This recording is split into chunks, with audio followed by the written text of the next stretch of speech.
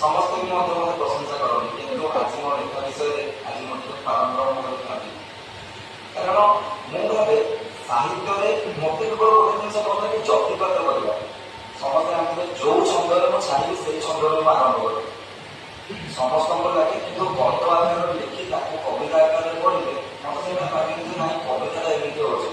କାରଣ ଆଗରୁ ବି ଆମର ଯୋଉ ମନୁଷ୍ୟମାନେ ଲେଖି ଆସିଛନ୍ତି ମୋତେ ଯତିପାତ କବିତା ଭଲ ଲାଗେ, ଛନ୍ଦ ଥିବ, ଅଳଙ୍କାର ଥିବ, ଛାନ୍ଦ ଥିବ। ଆଜି ମୁଁ ଯୋଉ କବିତାଟା ପାଠ କରିବି ସେଇଟା ଆଜିର ଯୁବପିଢ଼ିମାନଙ୍କର, ଆଜିର ଯୁବପିଢ଼ିମାନଙ୍କର ନିଜର ନିଶା, ମାନେ କବିତାର ନିଶାର ମାନେ ବିରୋଧ ଦର୍ପରେ କିପରି ଆଗେଇ ଚାଲିବେ ସେଥିପାଇଁ ହେଉଛି ମୁଁ ଏଇ କବିତାର ପାଠ କରିବି। ଏବଂ ମୋ ଏଇ କବିତାର ଗୋଟେ ପଂକ୍ତିର ଯେଉଁ ୱାର୍ଡଟା ସରିବ, ଯେଉଁ ଶବ୍ଦରେ ଏଇଟା ସରିବ ସେଇ ଶବ୍ଦରୁ ହିଁ କବିତା ଆରମ୍ଭ ହେବ। ତେବେ କବିତାଟି ହେଉଛି ମୋର ବିରହ ଜାଗର। ଓଠରେ ବାଳକ ଓଠରେ ବୀର ସୁପ୍ତ ନିଦ୍ରା କେତେ ଦିନେ, ସମୟ କୃଷ୍ଣଟି ଓଲଟି ଗଲାଣି ପଡ଼ିବ ତ କେବେ ମନେ। ମନ କଥା କହି ମନେ ରଖି ଭାବୁ ଆସିବ ସମୟ ତୋର, ଅଳସୁଆ ଯଦି ସମୟ ଖୋଜିବ ତେବେ ଗଧବି ହୋଇବ ନର।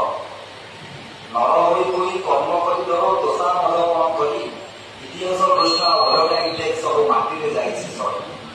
ସରି ସରିଯାଏ ସମୟ ତୋର କାଟିବୁ ସମୟ କେତେ, ସରି ସରିଯାଏ ସମୟ ତୋର କାଟିବୁ ସମୟ କେତେ, ଧଳା ମୁଖା ପିନ୍ଧି କଳା କାମ କରି ପାପ ବାଣ୍ଟିବୁ କାହାକୁ ଏତେ। ଏତେ କଳୁଷିତ ମନଭଙ୍ଗା ତୋର ସ୍ୱାଧୀନ ରାଷ୍ଟ୍ରରେ ଥାଇ, ଏତେ କଳୁଷିତ ମନଭଙ୍ଗା ତୋର ସ୍ୱାଧୀନ ରାଷ୍ଟ୍ରରେ ଥାଇ, ଏତେ ବଳିଦାନ କେତେ ଶିରଚ୍ଛେଦ ସ୍ୱାଧୀନତା ଟିକେ ପାଇଁ। ପାଇଁ